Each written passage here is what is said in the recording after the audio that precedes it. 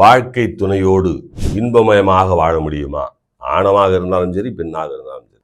ஆண்களுக்கு மட்டும்தான் தாம்பத்திய குறைபாடு ஏற்படுமா? பெண்களுக்கு ஏற்படாதா? பெண்களுக்கும் ஏற்படும். இருபாலாருக்கும் காம இச்சை ஏற்பட வேண்டும். அதற்கு திப்பிலி என்கின்ற ஒரு பொருள் உதவுகிறது. அற்புதமான குணங்களை கொண்டது திப்பிலி. திப்பிலியை பற்றி நிறைய பேசியிருக்கிறேன். மூலிகையிலேயே அருமையான ஒரு மூலிகை திப்பிலி.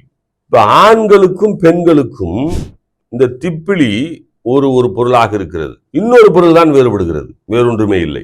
தாம்பத்திய இச்சை ஏற்பட வேண்டும், உடல் சோர்வு போக வேண்டும், அதே சமயத்தில் விந்தணுக்கள் பெருக வேண்டும், பெண்களுக்கு சுரோனிதம் சுரக்க வேண்டும்.